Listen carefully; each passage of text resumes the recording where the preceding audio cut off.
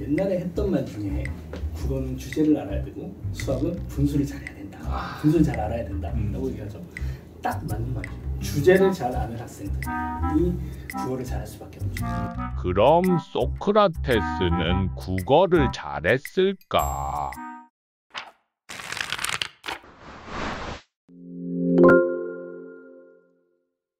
네, 안녕하세요. 27TV 이룰이라 조병현입니다. 반갑습니다.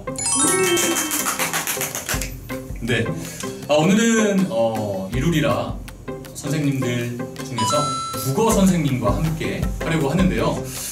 제가 봤을 때 이분 같은 경우에는 씩씩하시고 또 카리스마도 굉장히 넘치신 그런 선생님이 아닌가 싶습니다. 우리 최창현 선생님, 안녕하세요. 안녕하세요. 네, 선생님 반갑습니다. 선생님, 제가 알기로 선생님 프랑스어 좀 하신다고 들었는데 선생님 프랑스어 소개 혹시 가능하신가요? 가능합니다. 그럼 한번 소개 부탁드리겠습니다.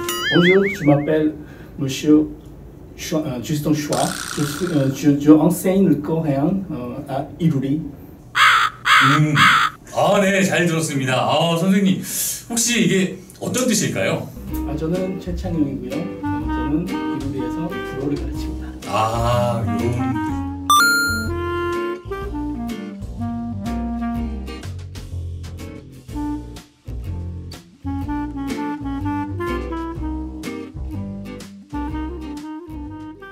바로 질문으로 넘어가 보도록 하겠습니다, 선생님. 첫 번째 질문은요. 이 질문은 우리 수험생뿐만 아니라 학부모님들도 아주 궁금해하실 것 같은 질문인데요. 통합수능 3년 차잖아요, 선생님. 국어, 화작과 언매 선택 과목이 있는데 어떤 과목을 선택해야 유리할까요? 지금 제 수업을 듣는 저희 반 학생들은 다 언매를 선택하고 있어요. 굳이 언매를 선택하게 강요도 하고 있고 언매를 하라고 그렇게 해서 지금 수업도 진행하고 있어요. 왜 그렇게 말씀하셨을까요? 가장 큰 이유는 등급 그리고 표준 점수. 그러니까 결국에는 점수가 높아야 대학을 합격을 할 텐데 근데 언매가 지금 2년 동안 수능 시험을 봤을 때 등급도 지금 한 2, 3점 정도 낮았고 그러니까 낮은 점수가 1등급이 나왔고 언매를 선택하는 게 화작을 선택하는 것보다는 훨씬 더 유리한 상황이죠. 그러니까 언매를 선택한다. 언매가 화작보다 시간적인 면에서도 유리하지 않습니까? 그렇죠. 언매가 아무래도 지금 시험 보는 학생들을 대상으로 배치를 해보면 한 13분 정도 나오고 화작이 한 15분 정도 나오니까 한 2분 정도 차이가 나는데 그 2분 정도 나중에 비문학에서 쓸 수 있는 시간적 여유가 있으니까 아무래도 언매를 선택하는 게 유리한 상황입니다. 근데 그럼에도 불구하고 학생들은 사실 화작을 조금 더 많이 선택을 하잖아요. 안 해도 되니까. 공부를 안 해도 되니까. 언매는 5문제를 위해서 공부를 해야 되는 상황이고 화작 같은 경우에는 그걸 하지 않더라도 문제를 풀 수 있는 상황이니까 화작을 선택하는 학생이 훨씬 더 많고 학부모님 입장에서도 우리 아이는 암기도 잘 못하고 공부하는 걸 별로 좋아하지 않아서 그냥 화작을 선택할게요 라고 그렇게 하시는 분도 굉장히 많죠. 그럼에도 불구하고 화작을 하는 학생들한테 꼭 해주고 싶은 말은 요즘 화작 문제는 반드시 한 문제에서 2문제는 문법 문제가 나온다. 그러면 결국에는 틀릴 수밖에 없다.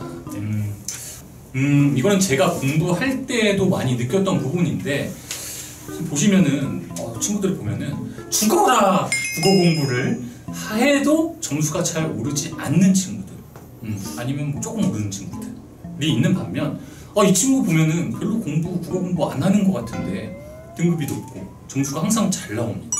이 차이는 뭐 때문에 그런 걸까요? 옛날에 했던 말 중에 국어는 주제를 알아야 되고 수학은 분수를 잘해야 된다. 분수를 잘 알아야 된다. 라고 얘기하죠.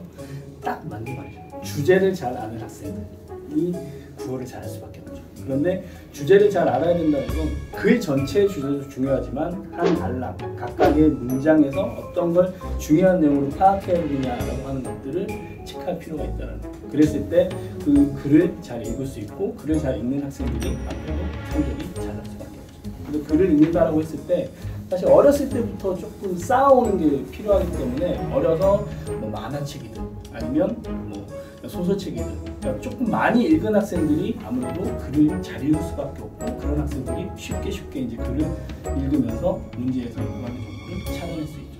그러니까 결국에는 시간 싸움이 국어인데 그러니까 얼마나 어려서부터 책을 많이 읽고 준비를 오래 했느냐에 따라서 성적을 만들어낼 수 있고 그게 중요하다. 그렇다고 해서 지금 저는 어려서 책을 안 읽어서 국어를 못하겠는 게 아니라 그 국어를 못하더라도 지금 내가 어떤 게 필요하고 그 부분을 어떻게 채워질 거냐라고 하는 걸 학원에서 이제 수업을 통해서 배울 수 있다. 그렇죠. 일단 주제 파악을 잘 해야 된다고. 확실히 괜히 어른들이 책 많이 읽어라 이런 말씀 하시는 게 아닌 것 같아요. 저도 사실 국어 성적이 좀 안정적인 편이었는데 아직도 기억나는 게 제가 중학교 3학년 때 한강 대하소설이잖아요. 그걸 다 읽었거든요. 이런 어렸을 때의 노력들이 굉장히 빛을 발하는 결과가 아닐까 생각이 듭니다. 심지어 또 고등국어를 외계어다. 한국어 지문이고 한국어로 되어 있는 글이기도 한데 특히 과학 지문 같은 경우에는 과학을 전공하는 사람도 좀 어려운 내용도 있고 공부를 했는데 국어를 포기했어요. 한 수능 3개월 정도 남았는데 나 국어 다시 해야겠다. 뭐요? 이 학생이 국어 점수를 얼마나 올릴 수 있을지 굉장히 궁금하거든요.